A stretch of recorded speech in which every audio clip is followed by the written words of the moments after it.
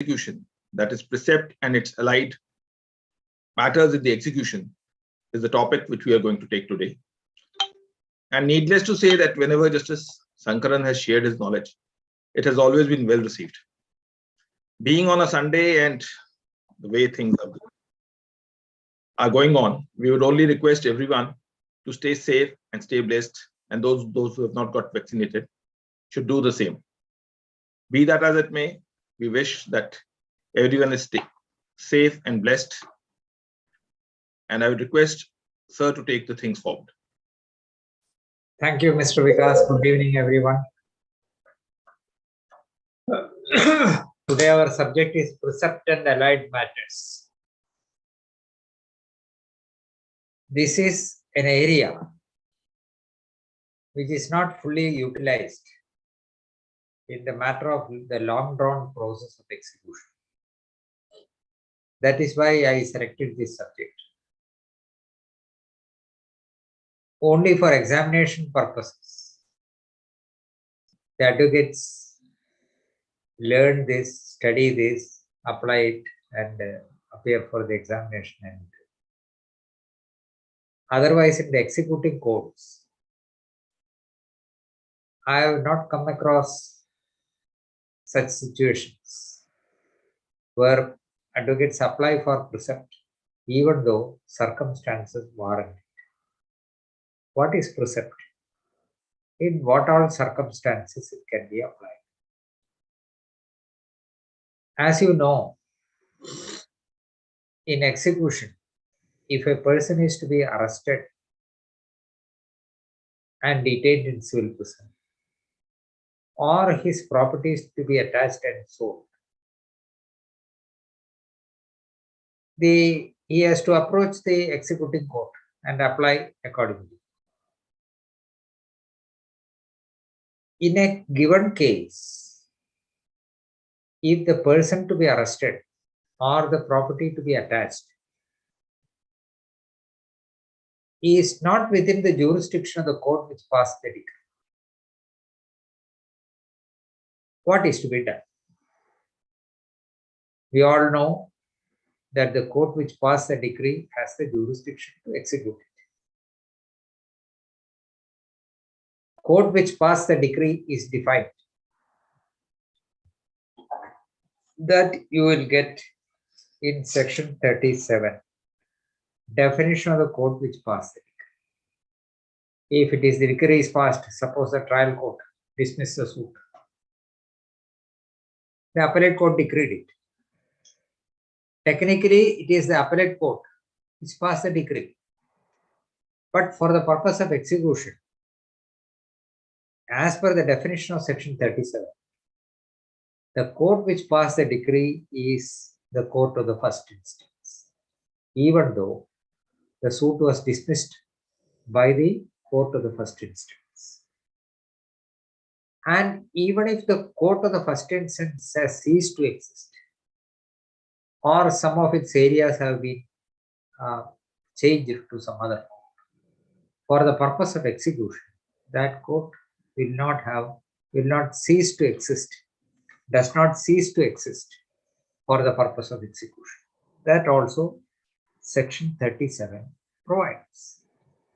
Section 38 of the CPC says, court by which the decree may be executed. A decree may be executed either by the court which passed it or by the court which it is sent for execution. What is the meaning of it? Court which passed it, there is no difficulty. In view of the definition of the court which passed the decree, there is no confusion on that. Or by the court which it is sent for execution. What is this sending for execution? That is otherwise called transfer of decree. A court passes a decree and it is a money decree. The decree holder wants to execute it by arrest and detention of the judgment.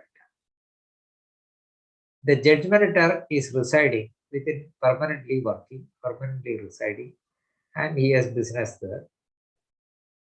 Within the jurisdiction of court Y, court A passes the decree.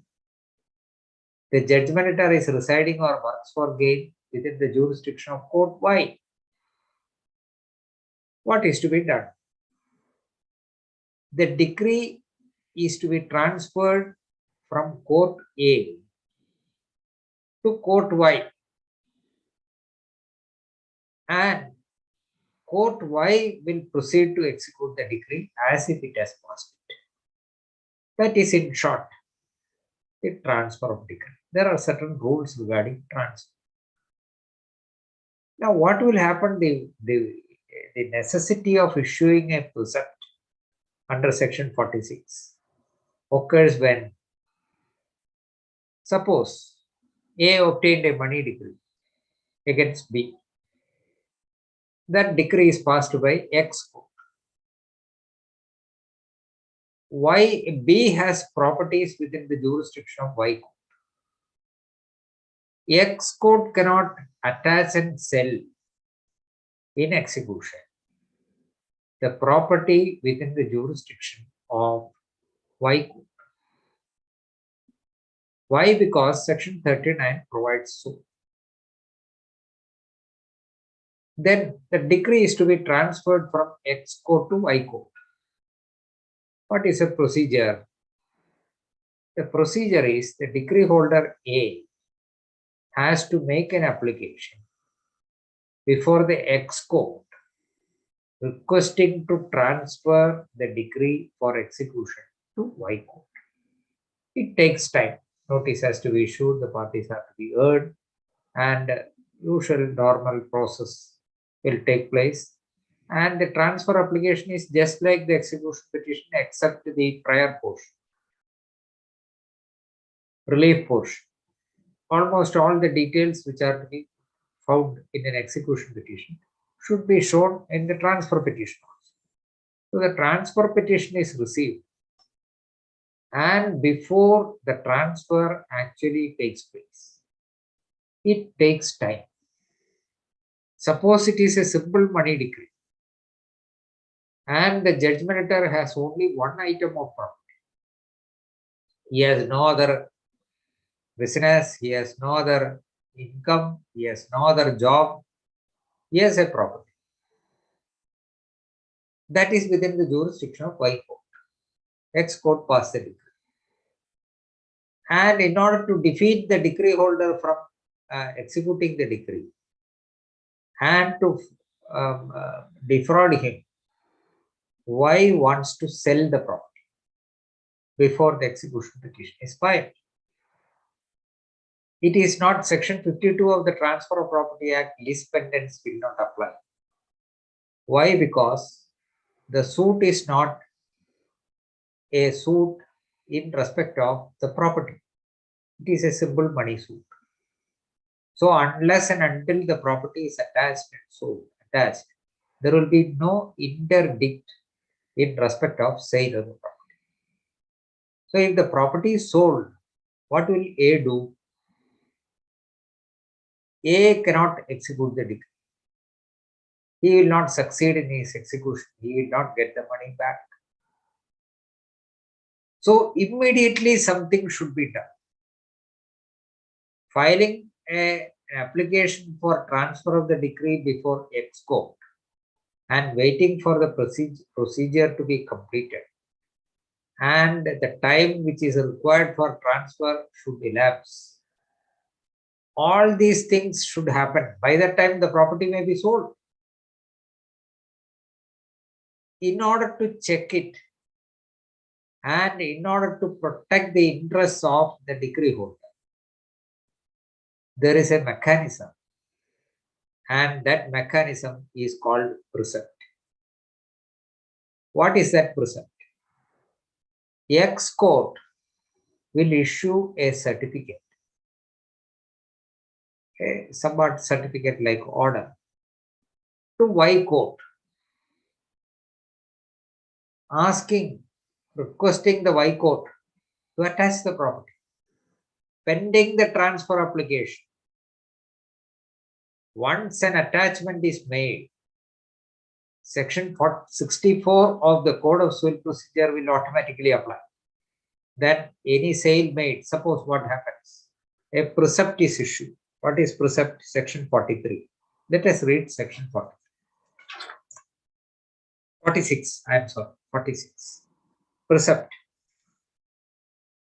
Upon the application of the decree holder, the court which passed the decree may, whenever it thinks fit, issue a precept to any other court which would be competent to execute such decree, to attach any property belonging to the judgmentor and specified in the precept. So in the precept, it will be specified which is the property to be attached and specified in the precept. Issue a precept to another court which would be competent to execute the decree. Which would be competent means that transferring court would be transferring. That is why court. The court which, 2, subsection 2, the court to which a precept is sent shall proceed to attach the property in the manner prescribed in regard to attachment of property in execution of a decree. That is Rule 54 and other rules of Order 21. It is to be proclaimed. All those procedures should be followed by court, transferring. So immediately it can be done. So an application is made for transfer of the decree from X court to Y. And an application is made for issuing a precept. And precept is sent to Y court. Y court is competent to attach the property belonging to the judgmentor. Immediately that property can be attached. Once that property is attached, section 64 of CPC will automatically apply, and any private transfer or alienation made by the judgmentor will be void. So that even if a transfer is made or again a transfer is made, the decree holder need not be bothered about it. He is safe. The transferee would be bound by the decree. Any number of transfer, let it take place. Once the precept is issued and Y court, the would-be transferee court, is seizing of the matter and attaches the property, the decree holder is safe. Then, provided that no attachment under a precept shall continue for more than 2 months, unless the period of attachment is extended by an order of the court, which passed the decree. That means, if the process of transfer is delayed, the court which issue the precepts, that is a court, can extend the period unless unless the period is extended and attachment is extended by the order of the court which passed the decree. That extension can be passed by a court. Suppose the proceedings are not over by 2 months to transfer the decree. It can be extended.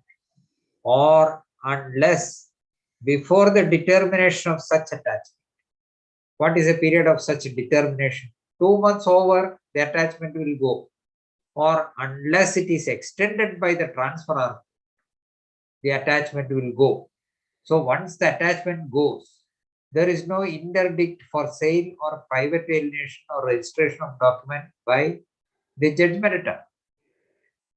So, or unless before the determination of such attachment, that is determination of attachment. Coming to an end of the attachment. The decree has been transferred to the court by which the attachment has been made. And the decree holder has applied for an order for sale of such property. So what is a procedure? Precept is sent. Immediately the transferee court attaches the property. That will remain in force for 2 months. If before 2 months the decree cannot be transferred, the transferor court can extend such attachment for such period, which is reasonable. And once that period is over, the attachment goes. Or before the expiry of the period, the decree is transferred and the decree holder makes an application before the transferee court to proceed with the sale of such property. So decree is passed by X court. The court which is to execute the decree is X court. An application is made to issue a precept to Y court. Why? Because the property is within the jurisdiction of Y court. And precept is issued before the expiry of the period of attachment, namely 2 months or such extended period. The decree holder has to apply before the transferee court. Once the decree reaches the transferee court, transfer is complete. The decree holder has to make an application before the transferee court to execute the decree. Attachment is made to sell the property and to proceed with the execution. Then the transferee court can freely proceed to execute the decree. Then what are the powers of the executing transferee court? This is to safeguard the interests of the decree holder. I am putting a question. How many of you had occasion to apply for a precept, even though there may be circumstances warranting the same? Now, what are the powers of the transferee? You will get in section before that 38 and 39 are to be seen. So let it be like that. Now the precept is issued, the decree is transferred. The decree holder makes an application for execution of the decree, sale of the property before the transferring. Let it be like that. Now, why all these procedure? Because section 38 provides that the decree may be executed by the court which passed it or by the court which it is sent for execution. Even if it is not sent for execution, one may ask, what is the difficulty of the property being attached and sold by Y court even without transfer of decree? It cannot be done. Why? Because section 39 provides. Let us see 39. The court which passed a decree may, on the application of the decree holder, send it for execution to another court of competent jurisdiction. A, if the person against whom the decree is passed actually and voluntarily resides or carries on business or personally works for gain within the local limits of jurisdiction of such other court. This deals with arrest and detention, personal execution. B, if such person has no property within the local limits of the jurisdiction of the court which passed the decree sufficient to satisfy such decree and has property within the local limits of jurisdiction of such other court. Such other court means the transferring. Would be transferring court. Y court. So, if property is there within the jurisdiction of Y, X court cannot proceed against that property. If the decree directs sale or delivery of immovable property situate outside the local limits of jurisdiction of the court which passed it. So a decree is passed for recovery of possession, delivery of possession. That property is within the jurisdiction of another court. it is not within the jurisdiction of the court which passed the decree, then also the decree is to be transferred to the court within whose jurisdiction the property is situated. D. If the court which passed the decree considers for any other reason which it shall record in writing that the decree should be executed by such a, that is a residuary clause. 2. The court which passed the decree may of its own motion send it for execution to any subordinate court of competent jurisdiction. Suppose the decree is passed by a higher court, the district court, namely subordinate judges court. In the other states, it is called senior division officer. Property is within the jurisdiction of another senior division. Senior division, what is that called? It is not municipal in other states. Civil judge senior division. So a civil judge senior division at place A passes a decree. Another, the property is within the jurisdiction of another civil judge senior division in place Y. Both X and Y are within the jurisdiction of the same district court. Then the district court can transfer a decree for execution. That is work arrangement. The district court has that power, even otherwise, even without issuing any or these processes. It can be done, makeover. For the purpose of this section, a court shall be deemed to be a court of competent jurisdiction if at the time of making the application for transfer of the decree to it, such court would have jurisdiction to try the suit in which such decree was passed. That is the competent court. Which is the court competent? The litmus test is, would the court, transferring court, have jurisdiction if at the time of making the application, if the suit is filed before that court? And if the answer is yes, yes, it can be transferred to that court. Then this subsection 3 was added, inserted by CPC Amendment Act 1976. Then there is a subsection 4 which was added by the 2002 CPC Act. What is that subsection 4?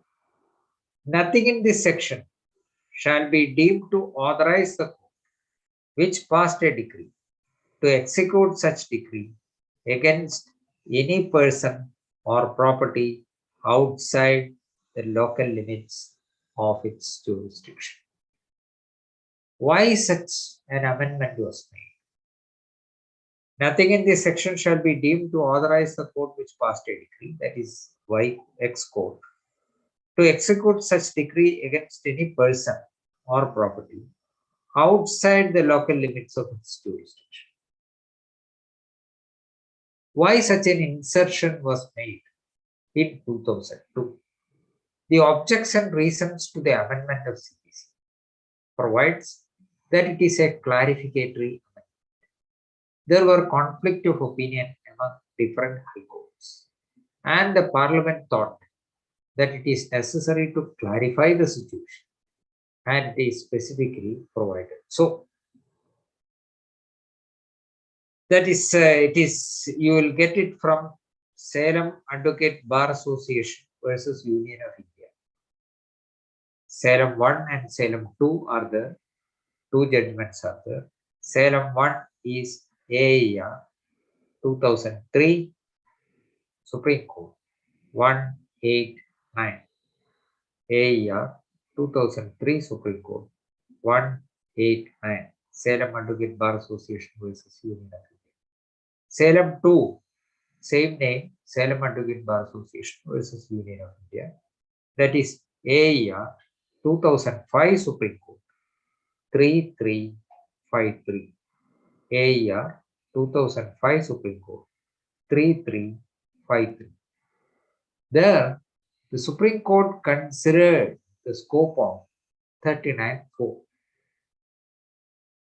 All the amendments, all major amendments were considered. That is why in all online lectures or physical lectures, I used to insist that the employers should always read Salem 1 and 2 in full. Then only they will understand the changes made. Paragraph 22 to 24 of Salem 2 deals with this question. And before reading one or two sentences from paragraph 22 to 24, I would also invite your attention to Rule 48 of Order 21. We are not reading it. That is, Order 21, Rule 48 provides for attachment of salary or allowances of servant of the government or railway company or local authority. There, this transfer is not required. A judgmental is a personnel of the railway or a government servant. He is working elsewhere. He draws salary within the jurisdiction of another court. No harm. Court X will have jurisdiction to attach his salary. For that purpose, it need not be transferred to Y court. Probably, what is the principle, what is the logic behind it? Transfer may occur usually, regular intervals. So if it is transferred before completing the execution, this person will be transferred to another court. So all these will cause difficulties. That is not the position with respect to immovable property or with respect to an ordinary person who whether employed or otherwise, salary is not sought to be attached. It is by some other means, in which case it is a specific point that the court which passed the decree cannot execute the decree outside its jurisdiction, for which a transfer of the decree to that court is necessary. That is clarified by the amendment of CPC in 2002, inserting 39(4). Now, the Supreme Court considered whether there is any conflict between 39(4) and Order 21 Rule 48 as well as Order 21 Rule 3. What is Order 21 Rule 3? Just have a look at it. Lands situated in more than one jurisdiction, where immovable property forms part of one estate or tenure, situate within the local limits or jurisdiction of two or more courts. Any one of such courts may attach and sell the entire estate. This is Rule 3. Rule 48, attachment of salary of railway employee, government employee, etc., who is drawing the salary within the jurisdiction of another court. Now, this contention, this question was considered by the Supreme Court in Salem 2, plus the scope of section 39(4), which provides that the court which passed a decree cannot execute it outside its jurisdiction. That was considered in Salem 2 in paragraph 22 to 24. I will read only two sentences from paragraph 24. You may read it full. 22 to 24, only half page. Section 39 does not authorize the court to execute the decree outside its jurisdiction, but it does not dilute the other provisions giving such power on compliance with the conditions stipulated in those provisions. Thus, the provisions such as Order 21 Rule 3 or Order 21 Rule 48, which provide differently, would not be affected by section 39(4). It is made very clear by the Supreme Court. There is no conflict between 39(4) and Order 21 Rule 48 or Order 21 Rule 3. So the position is made clear in Salem 2. So 39(4) stares at the decree holder who has obtained a decree and who wants to attach the arrested person or attach the property which is outside the jurisdiction. That is a procedure for transfer of decree. Now, one more thing to be noted. What are the powers of the transferring court? Those powers are contained in 42, Rule 42 of, section 42 of the Code of Civil Procedure. The court executing a decree sent to it shall have the same powers in executing such decree as if it had been passed by itself. That is by a fiction. If the decree is transferred from X court to Y court can proceed with the execution as if Y court has passed it. All persons disobeying or obstructing the execution of the decree shall be punishable by such court in the same manner as if it had passed the decree, and its order in executing such decree shall be subject to the same rules in respect of appeal as if the decree had passed by itself. This is the procedure. Without subsection 2 of section 40, without prejudice to the generality of the provisions of subsection 1, the powers of the court under that subsection shall include the following powers of the court which pass the decree, namely: A. Power to send the decree for execution to another court under section 39. That transferring court can again transfer the decree to another court if the circumstances warrant it. That power is there always. Without the permission of the transferor court, it can be done. Only thing is that the transferor court should be intimated about it after it is done. B. Power to execute the decree against the legal representative of the deceased judgmentator under section 15. So the judgmentator passes away. His legal representatives are brought on record under order 22, rule 12. It can be executed against the legal representatives. That the transferee court can do. It is not necessary to get an order from the transferor court to do it. Why? Because to minimize the procedural hazards. Otherwise, if a person dies, you have to get the permission of the transferor court to execute the decree against the legal representatives. That takes time. Again, it will be stayed. It will be a long drawn process, will have to be followed. That is why this power is conferred without exception to the generality of the provisions contained in 42. That is all the powers which the transferor court. This will include that power also. C. Power to attach a decree. Attachment of decree takes place under order 21, rule 53. In execution, there is a process: attachment of movables, attachment of immovable property, attachment of decree, attachment of shares, then attachment of movables, garnishee proceedings, order 21, rules 41 to 45, 41 to 41I. All these procedure can be done without the permission of the transferor court, without an order of the transferor court, by the transferee court itself. Only thing is that it has to be intimated. Then subsection 3. A court passing an order to exercise the powers specified in subsection 2 shall send a copy thereof to the court which passed the decree. Why? The court which passed the decree keeps all the records.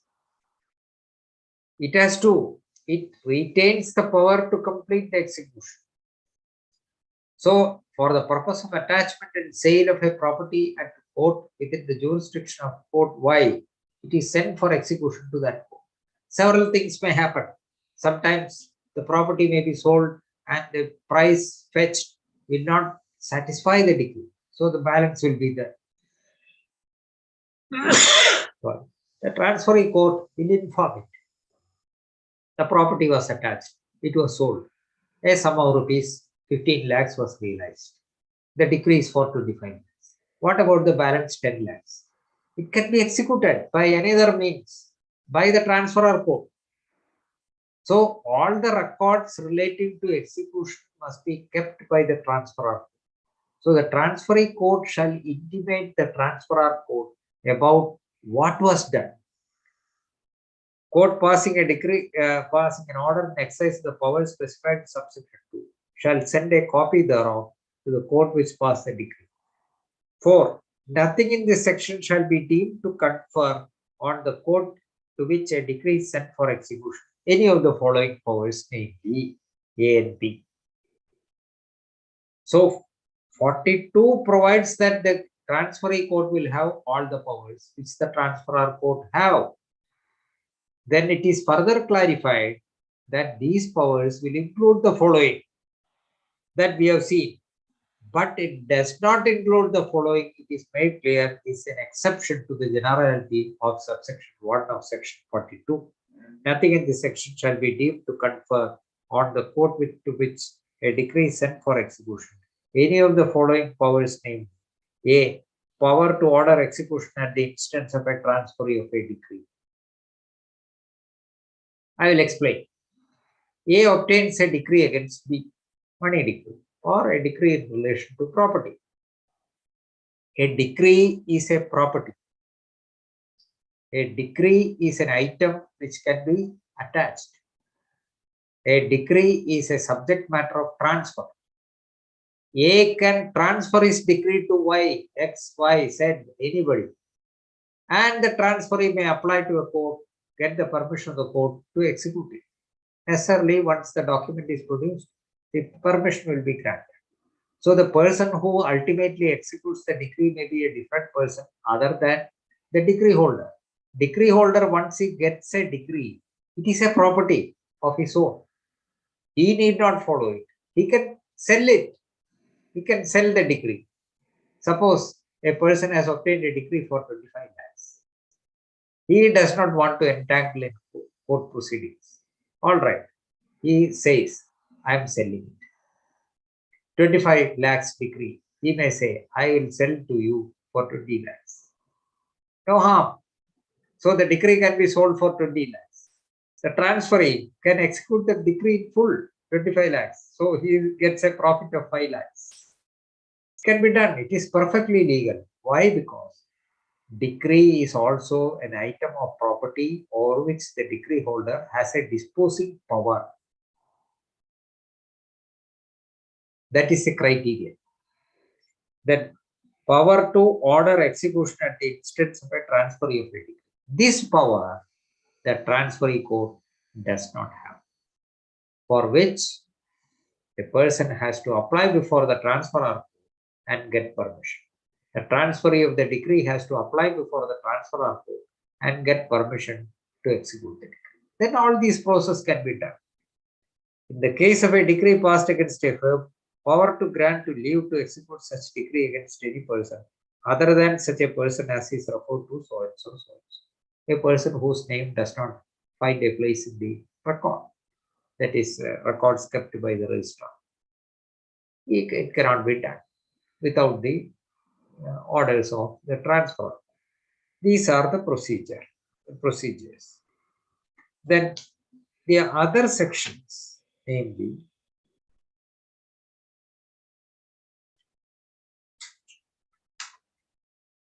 what is to be done by the executive court after issuing precept, that is contained in Order 21, Rules 5 to 8. This is the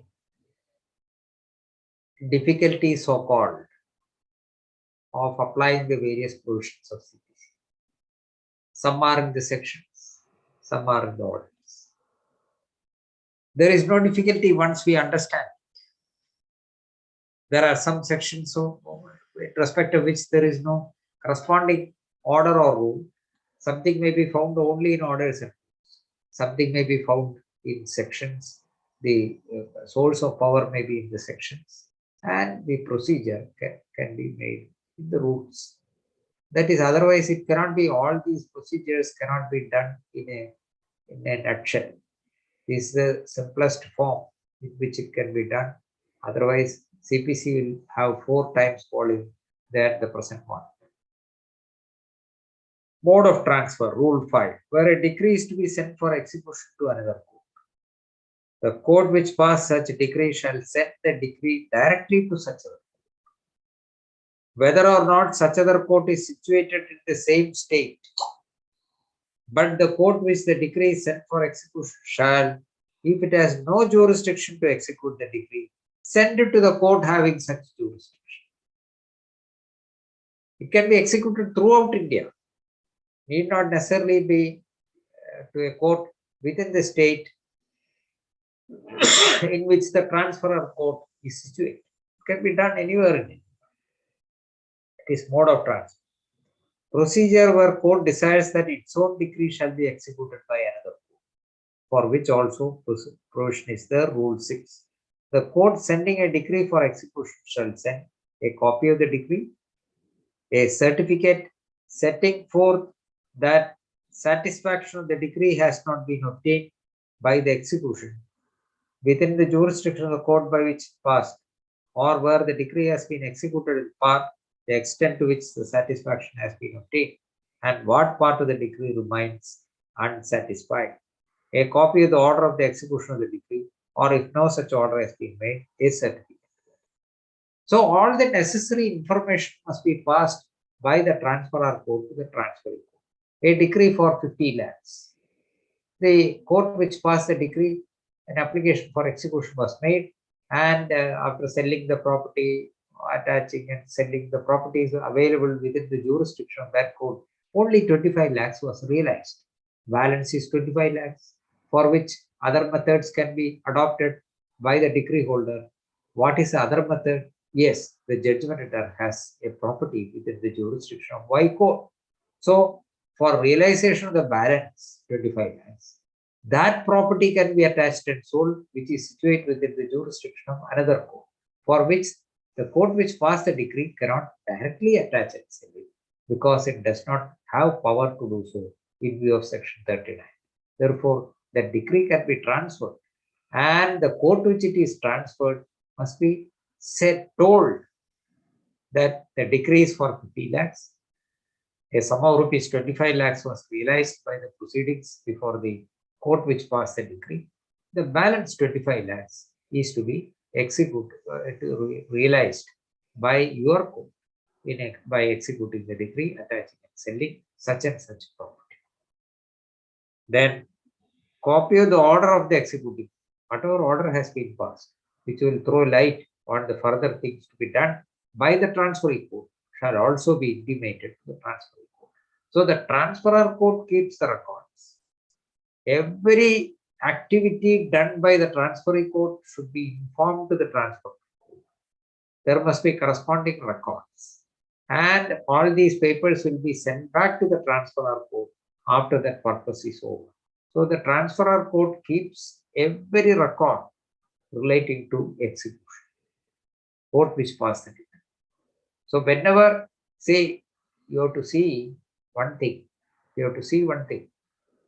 for execution of a decree which is not covered by some other provisions.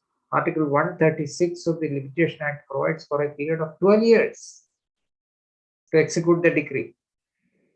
So several things may happen. One may ask, why such a long period? I will explain why such a long period. I have got a decree for realization of 1 crore against you. Immediately after the decree, I file an execution petition. A sum of rupees 10 lakhs was realized. There is no other no other method by which it can be realized. So I keep quiet, be satisfied with 10 lakhs for now, and then you win a lottery, or you get money otherwise. You are having funds. I can file another execution petition to realize the balance. Or if you are a person of having sufficient means and you are refusing to pay, I can file an application to execute the decree by arrest and detention of you in civil prison. Or if you purchase another property after this 10 lakhs is realized, later you thought that I forgot about it. You purchased another property. I, the decree holder, can proceed against that property, apply before the executive court to sell it, for which 1 day or 2 days is not enough. That is why this long period of 12 years is to protect the interest of the decree holders. Otherwise, any decree can be defeated. It is very easy to ask a question. Why this long years to execute? It is not to cause delay. It is to protect the interests of several. That is the answer. That is the logic. Court receiving copies of decree, Rule 7, to file the same without proof. I am not reading it.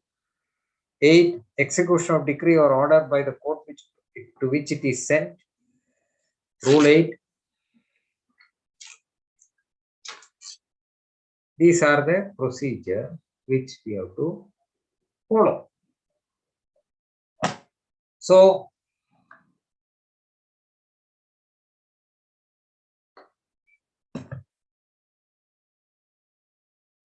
by this process, an otherwise difficult situation can be avoided and the interests of the decree holders can be safeguarded. And that is why this, and the civil rules of practice, that also you have to see. Every state will have a civil rules of practice. Here in our state, it is called Kerala Civil Rules of Practice, Kerala. And those rules are made by the High Court, because that rule making power is there by the rule committee. Rule committee, that is part 10 of the Code of Civil Procedure, provides it, section 121 to 131 or 132. So the civil rules of practice will be there. See, minute details will be provided in the civil rules of practice.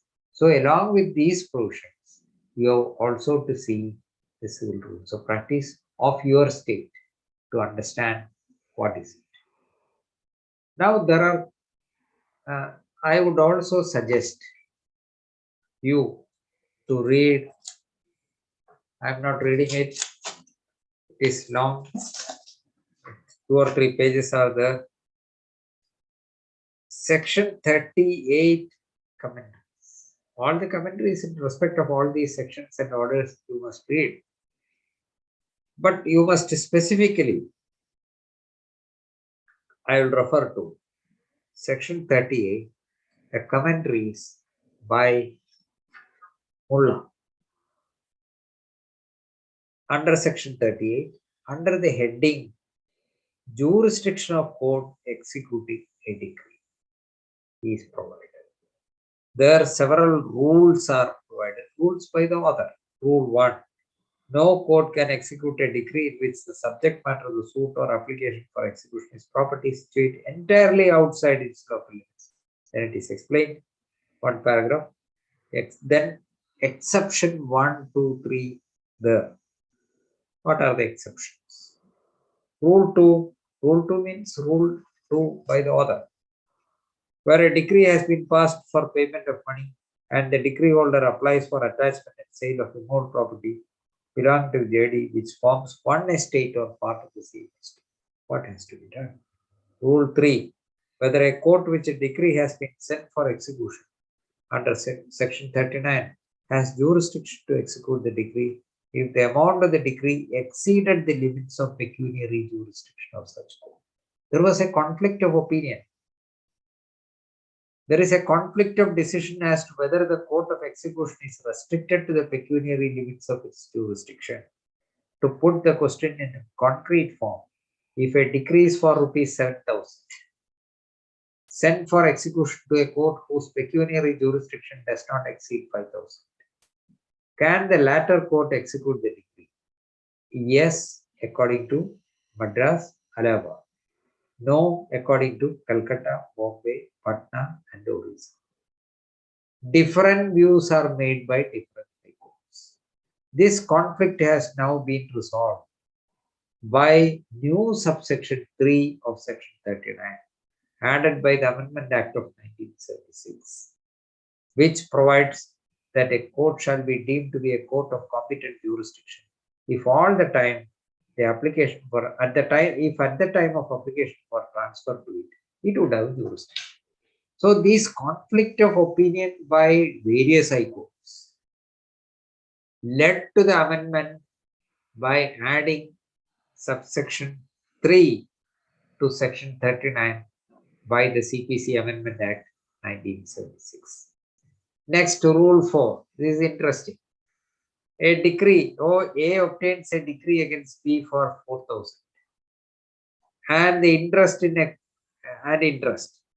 a court of which the pecuniary jurisdiction is limited to 5,000. A then applies to the court for execution. At the date of application of the execution, the total amount of the decree by reason of accumulation of interest exceeds 5,000. The court has jurisdiction to execute the decree. So, every court has a pecuniary jurisdiction that differs from state to state. At the time when I started practice, the pecuniary jurisdiction of the Mansis court was 15,000. Now it is 10 lakhs. So at the time when a decree is passed for 15,000, only up to 15,000, the Mansis court will have jurisdiction at that time. Suppose a decree is passed for 15,000. After 5 years, it is executed. 15,000 plus interest will accrue, and the total exceeds 15,000. Whether that court will have jurisdiction? Yes. Subsequent changes will not affect the jurisdiction of the court. So, what is the amount decreed is the question. Then subsequent interest and all those things does not defeat the power, does not preclude the court from exercising the powers. Rule 5. A court to which the execution of a decree is transferred has no jurisdiction to order either the attachment or sale of property in execution, if at the time of the order, such court has no territorial jurisdiction over the property. It may occur, a property is there. It is within the jurisdiction of Y court. Decree holder applies before X court to transfer the decree to Y court. By the time the decree is transferred, Y court, the place where the property is situated, is excluded from the territorial jurisdiction of Y court. Then what should be done? The decree is to be transferred to that court within whose jurisdiction that place stands. These are all the niceties of for which you have to see the commentaries also, otherwise various doubts may arise. And decisions wise, various high courts take different views.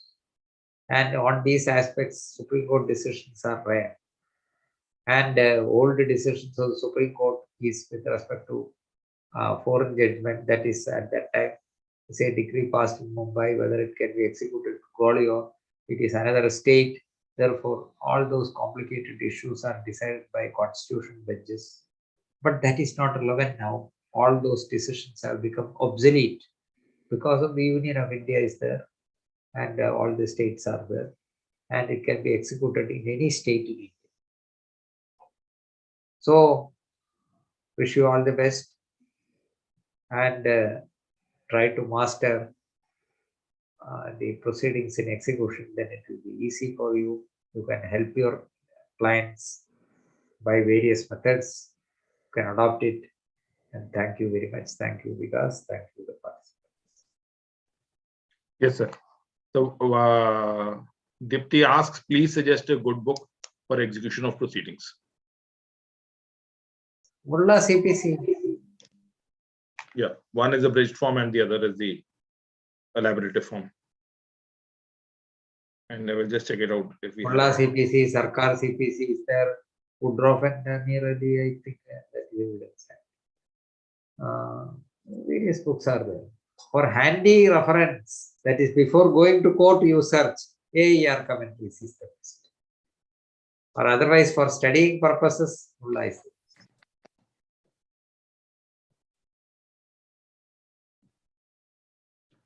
Property is attached before judgment.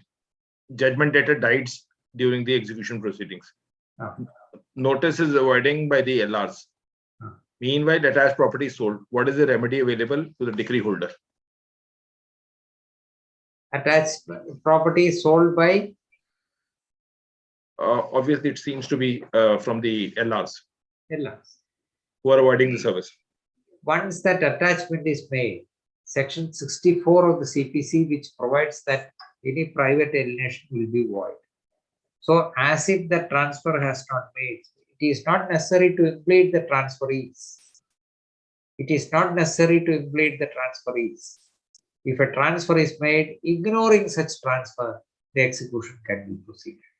64, Section 64. 2002, there is an amendment. Exceptions are provided. 64. Private alienation of property after attachment to be void. Where attachment has been made, any private transfer or delivery of the property attached or of any interest therein, and any payment to the judgmentor of any debt, dividend, or other monies. Sorry. Contrary to such attachment, shall be void as against all claims enforceable under the attachment. So a judgmentor or his LR sells the property to a third party.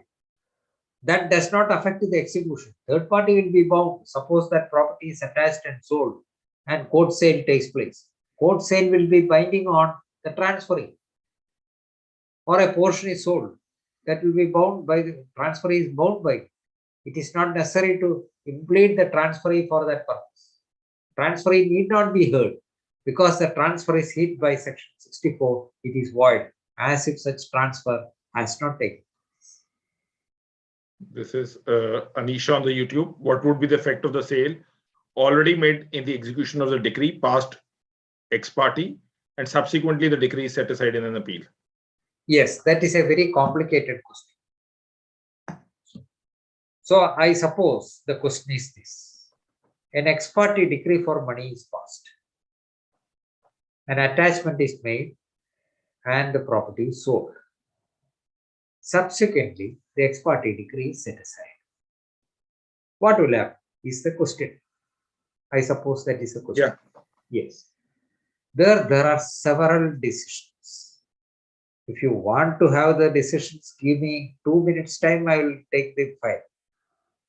1 minute's time to get the file. Or So what can I be will done? give you all the decisions. So what can be done is you can share the screenshot. I will share it in the group. Here the principle is this. In 1967, there is a decision by Justice Mittal, Supreme Court, that even if the decree is set aside in appeal or an ex parte decree is set aside, that will not affect the sale at all. A very rigid view was taken, 67. But that view is slowly watered down in subsequent decisions. In AAR 1990 decision, Chinnammal's decision is there, which says that it happens. A obtains a decree against B. B's property is sold.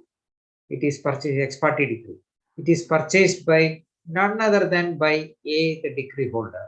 What will happen if the ex parte decree is set aside? Supreme Court is of the firm view. He must be aware of the consequences. And if the ex parte decree is set aside, the principles of restitution will apply.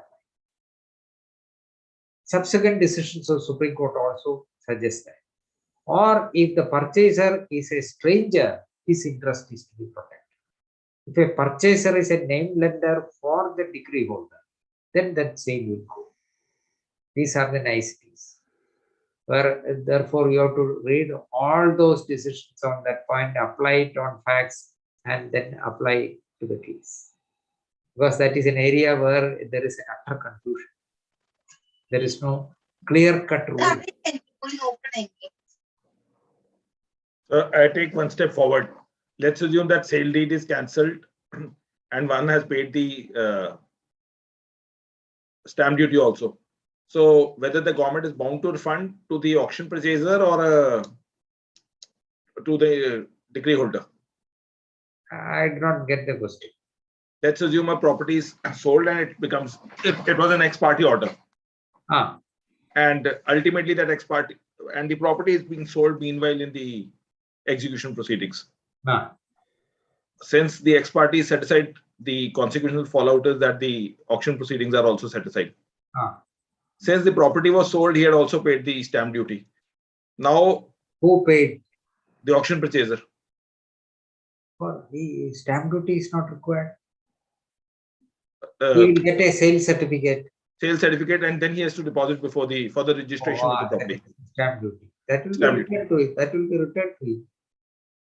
If the state government doesn't do that, It can be original petition can be filed, petition can be filed before the High Court. So there can be any case law on that, because in debt recovery tribunal matters, this issue normally does arise. No, I do not know whether there is any case law on that point, because such situations rarely come. Yeah. And this is at the time of order is passed, attachment before the judgment under Order 38, Rule 5, by granting conditional attachment. Meanwhile, property is sold. Subsequently, attachment made is absolute. What is the remedy for the plaintiff? Yes. This transfer business, I said, that will not apply to attachment before judgment, because a court at X, place X, can attach before judgment the property at court Y, for which no transfer of decree is required, because at that time only suit is pending, decree has not been obtained. Now the question: attachment before judgment has been made. That Rule 11 of Order 38 provides that attachment will continue for execution also. So once an attachment before judgment is made, it is not necessary again to attach the property in execution. That will be available during execution. So once an attachment is made and a transfer is made, Section 64 will apply, and that transaction will be void. So that now the next point is whether is attachment before by granting additional attachment. Meanwhile, the property is sold subsequently. Attachment made is absolute. What is the remedy for the plaintiff? Remedy for the plaintiff. Plaintiff can get a decree. He can proceed against the property after the decree is obtained, because the attachment before judgment under Order 38, Rule 5 will continue till the execution proceedings are over, is clear from Rule 11 of Order 38.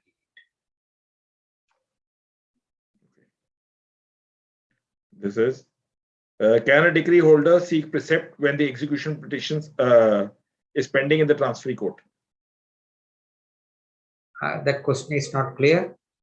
Can a decree holder seek precept when the execution petition is pending in the transferee court when he finds properties of the judgment debtor in another court's jurisdiction?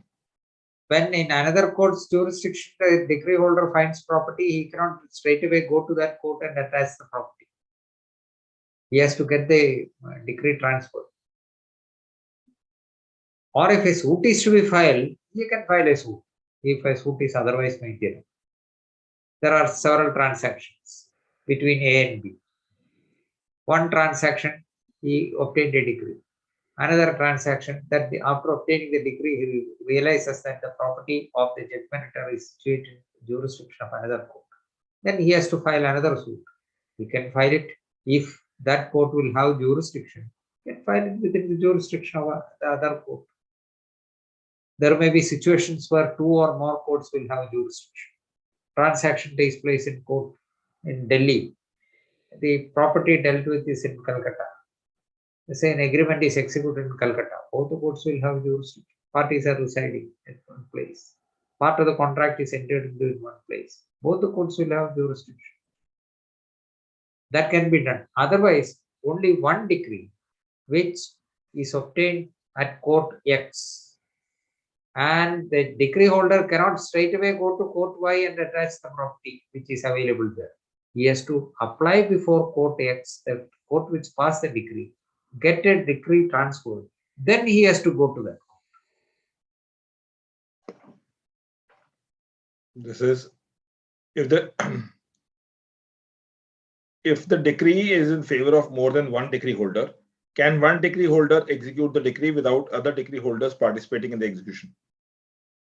There it will be one of the decree holders can apply for execution of the decree. Only thing is that others should be made parties.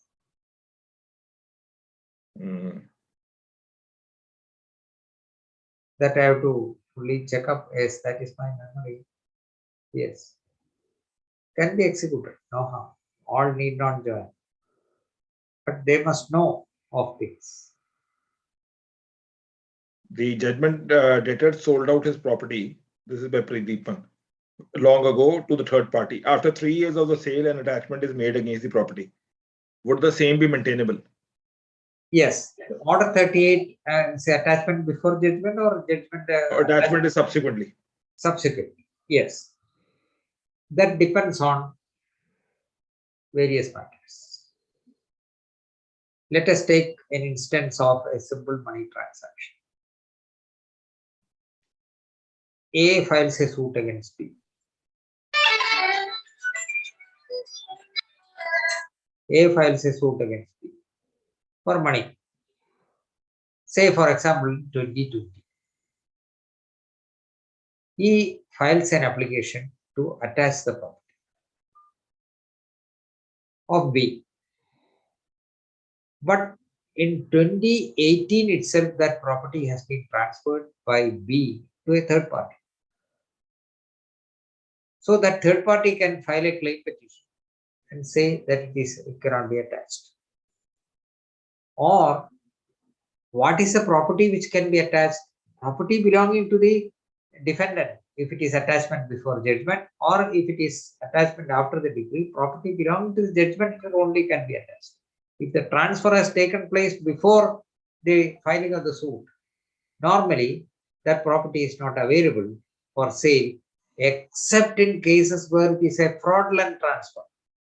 Fraudulent transfer comes under section 53 of the Transfer of Property Act. Say, for example, A has to get a decree against B. B has borrowed money from several persons. Several persons. Hundreds of persons have to get money from B.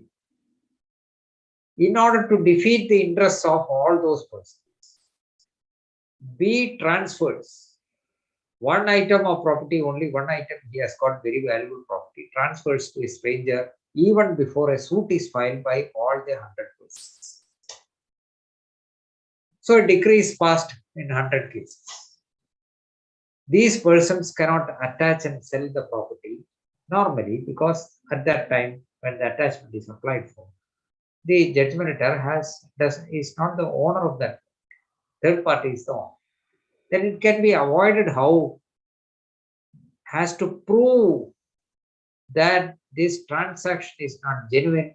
It is a transaction intended to defeat the interest of the creditors. It is not necessary to get all the 100 persons together. One person can do it, but that order will be for the benefit of all these 100 persons. It shall be just like a representative suit. It shall be for the benefit of all the creditors. So unless it is declared to be a fraudulent transfer, normally when the transfer has taken place, even before the decree is passed, even before the suit is filed or decree is passed, it is not available for sale. In the case of attachment before judgment also, same thing happens.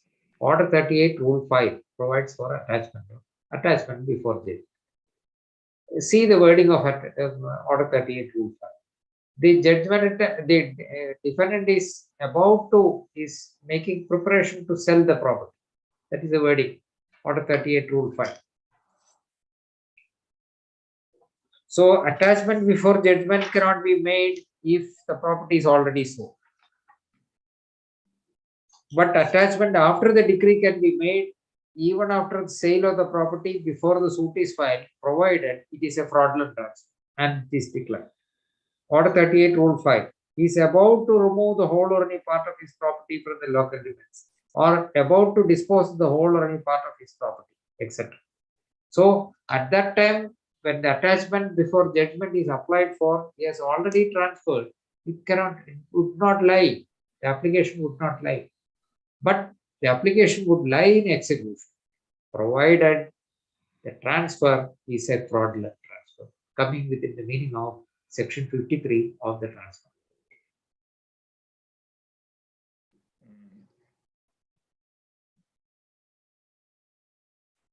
This is execution petition is pending in a money suit.